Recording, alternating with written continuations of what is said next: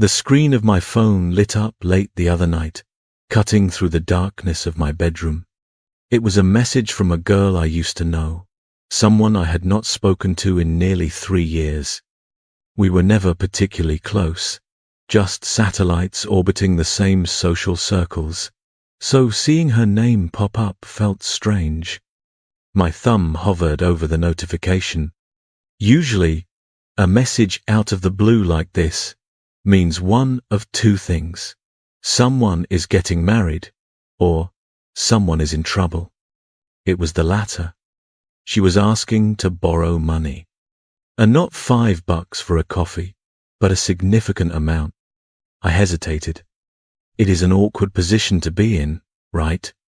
The cynicism of our modern world instantly kicked in. I wondered if she had been hacked, or if this was some elaborate scam.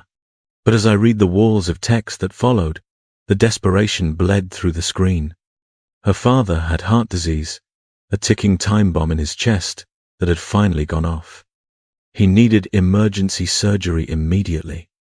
The cost was astronomical, roughly $15,000, which might as well have been $15 million to a family like hers. I knew a bit about her family history.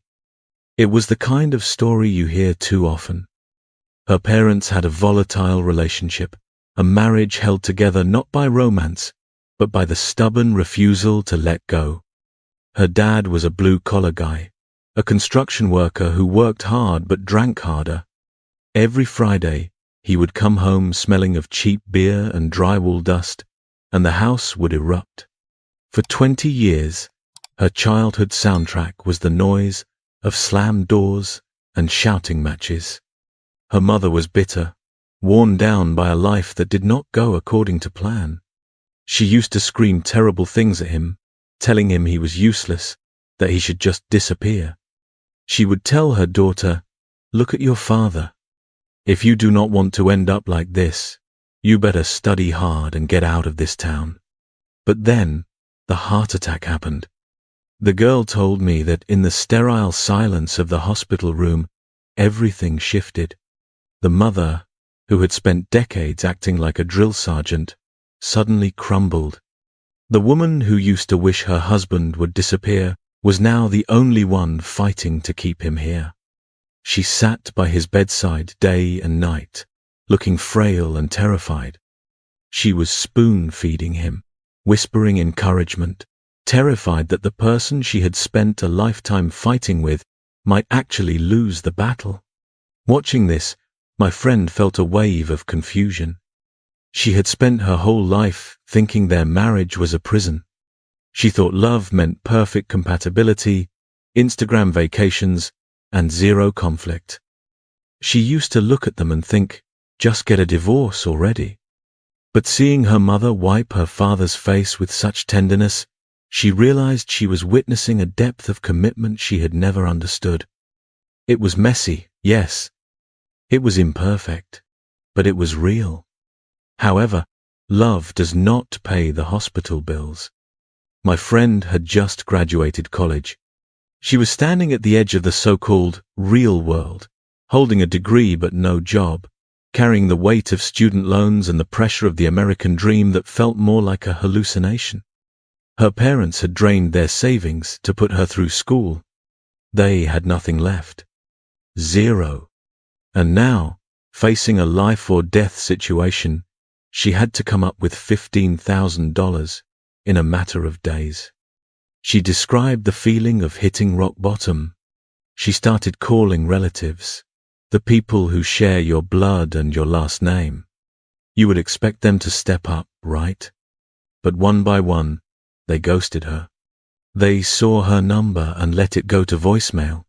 They were terrified she would ask for help, terrified of being pulled into her drowning ship. It was a brutal wake-up call.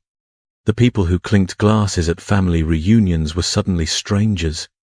She told me she felt like she was standing naked in a snowstorm, completely exposed and alone. That is when she messaged me. I sent her what I could, not enough to fix it, but enough to buy some breathing room. But her story lingered with me.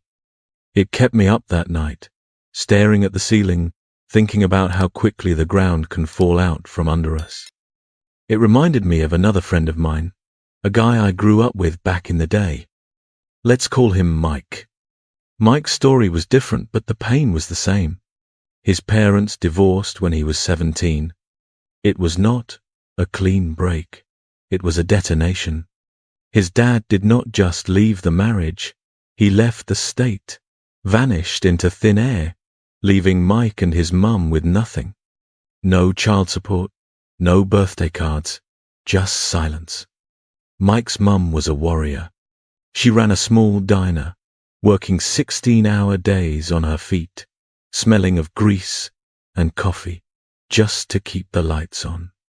But the stress of single motherhood takes a toll on the body that no amount of caffeine can fix. One rainy November, she collapsed. The doctors found a tumor. It was operable, but the surgery was expensive, and their insurance was a joke. High deductibles, massive copays. Mike was just a kid, really. He stood in the hospital hallway, the fluorescent lights buzzing overhead like a headache, making call after call. His voice was cracking, tears streaming down his face, terrified that he was going to lose the only person in the world who had never let him down. Desperation makes you do crazy things. Trembling, Mike dialed the number of the father he had not spoken to in years. He swallowed his pride, his anger, and his hurt. He just needed help. He needed a dad. The phone rang and rang. Finally, a voice answered. It was distant, cold, like speaking to a telemarketer. Mike explained the situation, begging for help to save his mom. There was a pause on the other end, followed by a sigh that sounded like an inconvenience. Then, his father dropped a sentence that hit Mike harder than a physical blow. He said, "Your mother and I are divorced. That is not my problem anymore. Go ask her side of the family." Click. The silence that followed that hang-up was louder than any scream. It was a cold splash of water on a freezing day. In that second, the boy died, and the man was born. He realized that nobody was coming to save him. The cavalry was not over the hill. It was just him. He looked at his phone, then at the door to his mother's room. He felt a bitterness rising in his throat, acidic and sharp. But strangely, beneath the despair, a steel rod started to form in his spine. He wiped his face. He realized that if his mother was going to survive, it was not going to be because of a miracle or a handout. It was going to be because of him. In the end, Mike did not crumble. He rallied. A few of us from the neighborhood pooled our savings, waiter tips, gas station wages, whatever we had stashed in shoeboxes under our beds. We managed to scrape together about $2,000. It felt like a fortune to us at 19, but in the American healthcare system, it was a drop in the ocean. The doctors were sympathetic, but hospitals have policies, and policies do not run on empathy. Mike stood in that hallway, tears finally drying on his cheeks, and watched his mother get discharged early. She wasn't fully healed, but they had to make do with prescriptions and home care because the money simply wasn't there to keep her in the room. That moment changed him. The carefree kid who used to spend hours debating which video game console was better disappeared overnight. He started picking up double shifts, working construction in the summers and bussing tables in the winters. While the rest of us were worrying about finals week or planning road trips to the coast, Mike was calculating the cost of insulin and rent. I remember looking at him sometimes and feeling a pang of pity. He was missing out on the college experience, the parties, the reckless mistakes, the freedom. But now, looking back, I realize I was wrong to pity him. He possessed a quiet strength that the rest of us lacked. He was carrying the weight of 2 lives on his shoulders, fueled by a fierce, protective love for his mother. This is the brutal truth that nobody puts on a motivational poster. Money isn't everything, but it is the oxygen of survival. It dictates options. It decides whether you wait in a crowded ER lobby for 6 hours or see a specialist immediately. It decides whether you panic when the car breaks down or just call a tow truck. We live in a culture that loves to demonize wealth, or conversely, worship it for the wrong reasons, for the flash, the cars, the watches. But we rarely talk about money as a tool of defense. There is a profound sentiment, often associated with the novel 100 Years of Solitude, that speaks to this transition. The idea is that our parents are the buffer between us and death. When they are alive, we can't fully see our own mortality. They stand like a wall, blocking the view of the end. We might be 30 or 40 years old, but as long as they are here, we are still someone's child. We are safe. But when they pass, that wall collapses. Suddenly, there is nothing between us and the horizon. We are next in line. The wind hits us directly in the face. The death of a friend or a neighbor is tragic, but it is horizontal. It happens to the people walking beside us. The death of a parent is vertical. It changes the very structure of your universe. And when that time comes, the regret that haunts most people isn't about missed vacations or unsaid words. It is often about helplessness.